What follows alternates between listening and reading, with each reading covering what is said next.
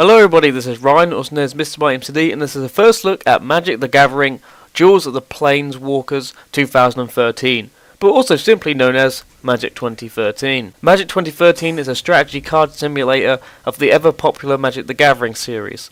Magic the Gathering Duels of the Planeswalkers is developed by Stainless Games and published by Microsoft Studios with support of both online and local cooperative and competitive play. The trial comes in 1.27 gigabytes, and with that you'll get an Xbox Live System update that will restart your console and take a while to download. But after that, you can finally jump into Magic 2013. Hooray! If you're unfamiliar with Magic 2013, Duels of the Planeswalkers, or Magic the Gathering in general, then don't worry, because as soon as you build up the game, you'll be treated to 3 options asking your level of Magic the Gathering knowledge. I know a tiny bit myself, but I wasn't feeling confident, so I went with no experience.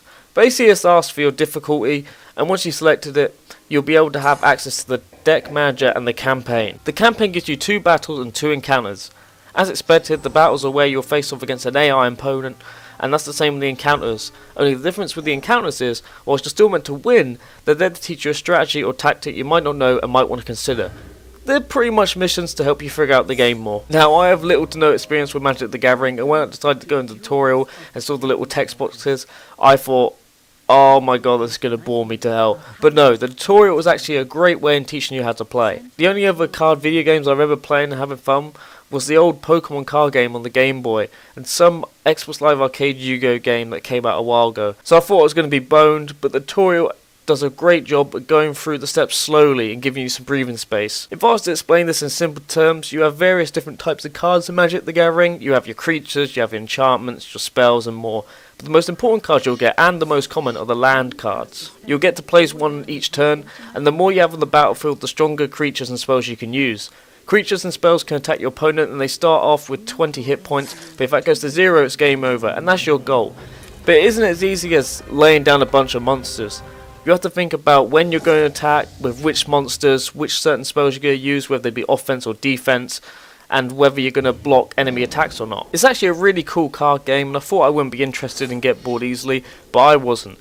The tutorial does a much better job explaining the game than me, obviously, but I can't stress enough how good it is, and the battles and counters only help you get better at the game and have more fun with it, but be warned. Magic the Gathering is a turn-based card game. It's slow but methodical. You have to be quite smart with your moves and don't want to go in blazing. The game isn't very flashy, you'll see some nice effects here and there, but it's a card game, you can't really expect much of it in terms of visuals. The opening cinematic was nice and actually pretty cool.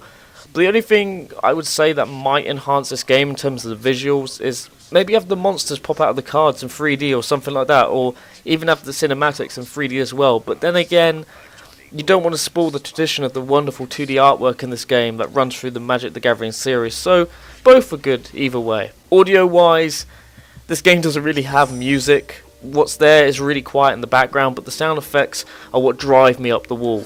The sound effects of scrolling through the main menus are ear-wrenching and just plain painful. Just listen to this.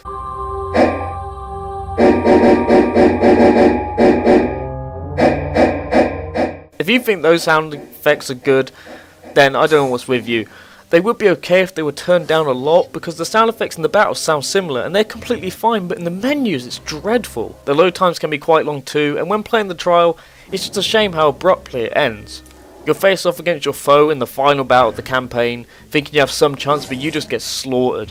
You can't exactly arrange your deck in the deck master either to try and form a new strategy, and it feels like all that you learned just gets thrown away a little in the final battle. The deck manager only really enables you to take out certain cards and take in certain cards, but many of those cards are locked, so you have to purchase the game to unlock them, which sucks. But needless to say, Magic the Gathering Duels of the Planeswalkers is a fantastic game.